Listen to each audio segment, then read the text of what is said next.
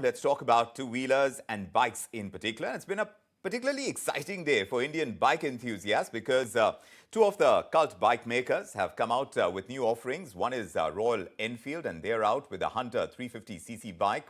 Honda has also launched a new bike. In fact, Enfield's Hunter starts at a very attractive price of just under 1,50,000 rupees, and it goes up to around 1,68,000 as you go up the higher model. Of course, the Honda 3500F is also there in the market now. It's much more expensive. It starts at over 2,20,000 rupees. But now with Enfield's new entrant in the market, a big question arises. Is the classic bike maker trying to enter a new segment for the kind of price tag that this new offering comes with? And can these new bikes actually revive the fortunes of the Indian two-wheeler industry is another important question to ask. Remember, two-wheeler sales had fallen 11% if you look at it year on year in the month of July. So in that kind of context, these new entries are going to be seen with great anticipation. Let's find out where things could go from here. Kranti Sambhav is editor and lead at Times Drive.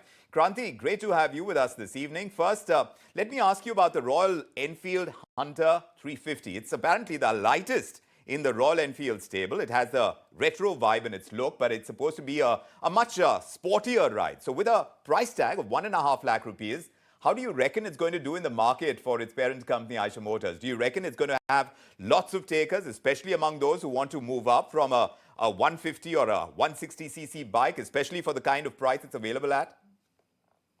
You've summed it up really nice, because the Hunter actually sits at the very border of the practical commuter segment and the performance lifestyle segment, where the pricing is such which helps it compete with all the smaller CC bikes. But at the same time, it has a bigger engine, which will help it compete with all the existing bigger bikes. But in that segment, Royal Enfield is anyway ruling. It is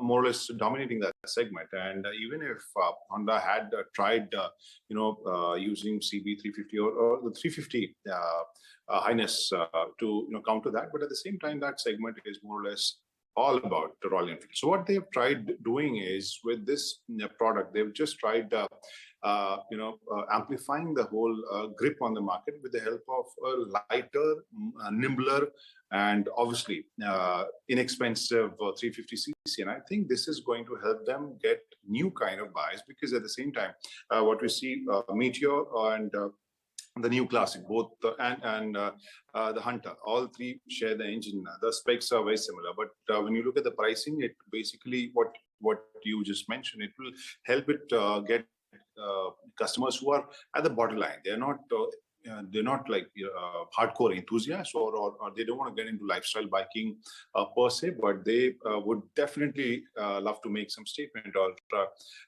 with this new bike. And I think this Hunter is going to strike a chord with both enthusiasts and the commuter segment in India. So how do you think it's going to go with the Honda when it comes to the market and the size of the market as it is?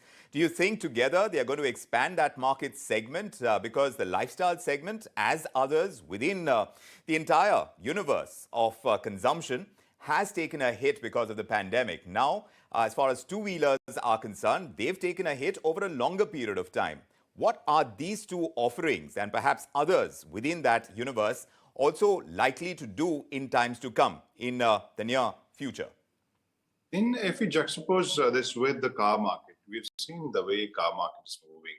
Most of the cars which are selling are feature-rich, high-end, more expensive. So entry segment cars are not selling so much. I mean, they are selling, but the growth is something which is worrying all the manufacturers, especially our market leaders. Similarly, in the case of motorcycles, also what we are seeing is the commuter segment is not seeing that growth. And the way Royal Enfield is, point is that most of us look at Royal Enfield as a lifestyle segment provider or maker.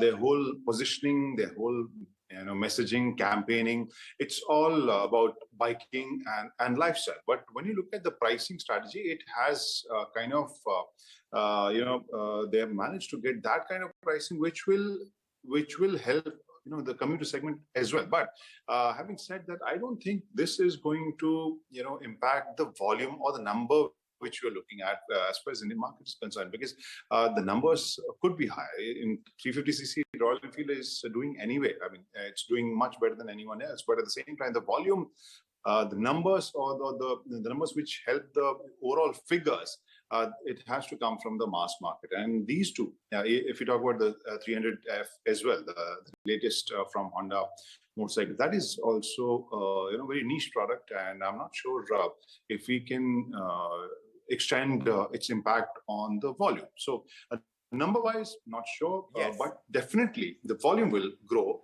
in the premium segment.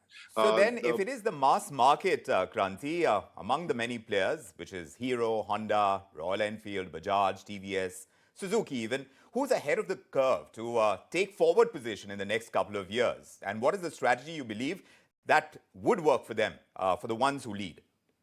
So interestingly, what we have seen, just like what me and you were discussing, what are the options? Everyone is looking at the market in a very similar fashion. We have seen them, investing in electric two-wheeler companies. We have seen them getting into premium segment with, a bit more aspirational product.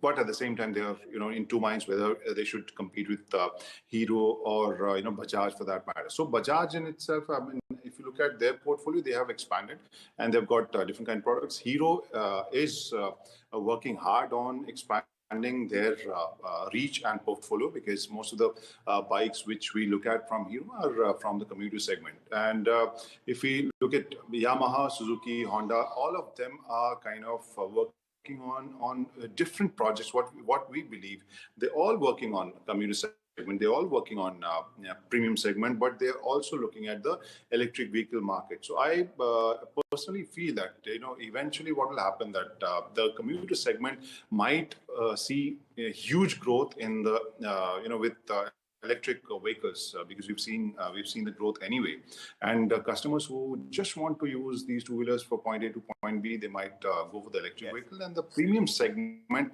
might see a new kind of very niche, very pointed. Yes, but Kranti, as far as battery-powered two-wheeler sales are concerned, Hero Electric has been leading. The sales chart for July suggests that, but there's also Okinawa, there's Ampere, there's Ola, and others. There have been safety concerns on that count. How much do you think that's dented sentiment as far as buyers are concerned for electric two-wheelers, and how quickly do you see demand picking up there? I think this is that maybe I'm overreading the situation, but I can definitely feel that what I've seen in the EV market last time when new EVs. The companies, when they started setting shop in India, they used to import EVs and they started selling, but the after sales service was something which most of the customers complained, and then after a few for a few years no one was ready to buy. They were not too eager. Now the second wave which has kind of hit the sentiment is the battery safety. But what I'm told, and what many manufacturers, because now what has happened, that it is not only fly-by-night operators. Now they're legacy manufacturers. They are companies which are betting heavily on this segment. So they are not going to let battery safety issue distract this whole market. So what I feel, that what I'm seeing all the manufacturers doing, they are working on the battery safety aspect.